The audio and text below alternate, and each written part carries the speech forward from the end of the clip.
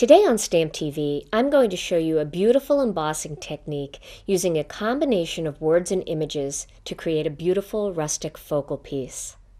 Let me show you the tools and products you're going to need to do this technique. First, you're going to need some stamps. And I'm using two of the stamps from the Merry Little Christmas Stamp TV kit. And these are from the actual Merry Little Christmas stamp set.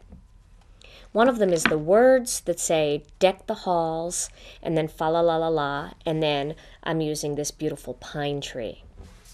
Then you're going to need some ink. I'm going to use a little bit of Versamark ink, and that coordinates with my embossing powder to create this effect.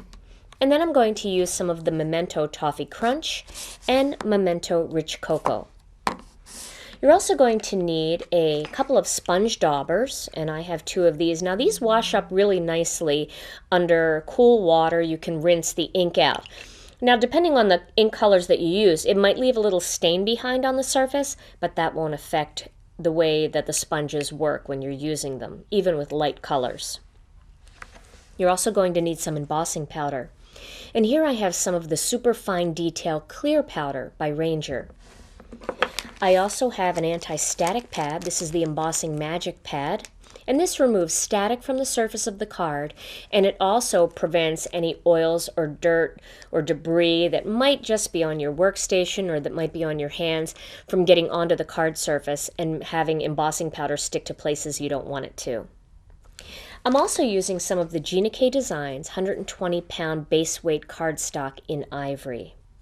And then I have my Marvy embossing heat tool. So let's begin with the word stamp and this piece of ivory cardstock. I'm going to stamp this word stamp around this piece of cardstock using the Memento Rich Cocoa. So I'm going to ink that up a little bit. And I'm going to start right up here at the top just by stamping it so it appears as though it's coming in from an angle here. It's not just stamped in the center, but some of it's cut off. I'm not really very concerned that people are going to be able to read these words. I just want it to make a pretty background. So I'm going to put one here. And one up in the top corner here. And then I'm going to fill in these areas a little bit wherever I can. Here I can get these words right in there. And I can put some words here. And same thing down here. And I'm not going to worry too much about these empty spaces. I don't really think I could fill that in there because you see that would then stamp over my words down there. So I'm going to leave it just like that. Now I'm going to add this embossing magic on top because I have been touching the surface of this card. Plus I do want to remove any static that might cause the embossing powder to stick to areas where I don't want it. All right. And my next step is to take the tree stamp and some Versamark, and I'm going to ink this up real well with the Versamark.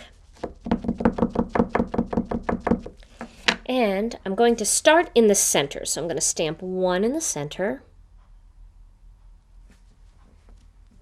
like that.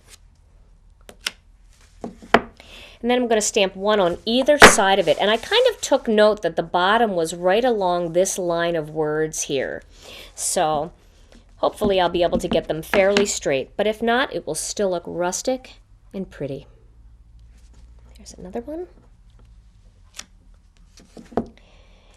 And you can see this Versamark a little bit if you tilt the card toward the light. So when you're working on it at home, you'll be able to see it, but it's very difficult to see here. And again, don't worry if the trees are staggered a little bit, because that's kind of how they are in nature. They're not going to be perfect in a row.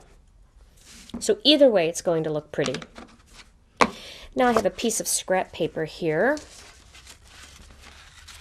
I'm going to get my embossing powder and sprinkle that powder over those areas where the Versamark ink are. And I just want to make sure that it looks like it has good coverage, and it does. And I'm just going to blow away the excess. Now, because you're working almost a little bit blind here, you can't really see where that ink is while you're working on it, and even with the clear powder, it's not very easy to see. If your trees aren't perfectly centered, all you have to do is, oops, let me clean that up here. All you have to do is trim the final piece of cardstock so that it looks centered. So if your trees are a little bit to the left, just trim off a little bit of the right when you're all done so it looks centered. All right, so now my next step is to emboss this. So I'm going to use my embossing tool. And you want to be careful not to burn the embossing powder. So once you see it come up nice and shiny, you want to move it to the next area. And this really works very quickly. Now if you're making multiples of these cards, you'll find that the embossing is going to go quicker and quicker because once the tool is really heated up, it goes fast. So let me see if you can see the shine here. You can probably see some of that shine. You see where the trees are shining when I do that? Well, in just a minute, you're really going to see these trees. Now, I want to make sure that that is nice and cool before I do my next step because the embossing powder will smear if it's still hot. So just give it a second to cool. And my next step is to use the Toffee Crunch ink. I'm going to get in nice and tight here so you can see this. All right. So I'm going to take my sponge dauber and rub it across this Toffee Crunch ink. And then starting right in the center of one of the trees, I'm going to start in a circular motion rubbing that ink all around the tree. And you can see now the tree is really coming out. But what I love about this technique is the words, even though these trees look like they're embossed with white or ivory embossing powder, the words are still coming through because you've embossed over top of those words using the clear powder. And that gives the focal image just a little bit of a different look. Now I'm going to kind of come around here and fill in all around with the Toffee Crunch, like that. Now I want to really bring out some color. So I'm going to grab that rich cocoa ink and I'm going to ink up the other sponge. And I'm going to do the same thing starting right on the tree. I'm going to add some darker ink, kind of going around these trees. So it gives a little bit more depth to the trees. See how that looks? Add a little bit more. And then I'm going to take that same dauber and I'm going to go all around the edge to darken the edge of this piece. So now you have those pretty little highlights going through from the Toffee Crunch, and then all within the trees it's nice and dark, and then the dark edges give it a very rustic, beautiful look.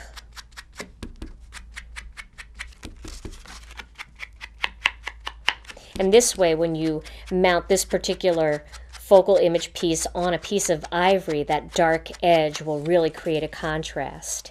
And if you want to add a little bit more, I'm going to go back to the toffee one and just add a little bit in here just to blend it in a little bit more so my light spots aren't too light.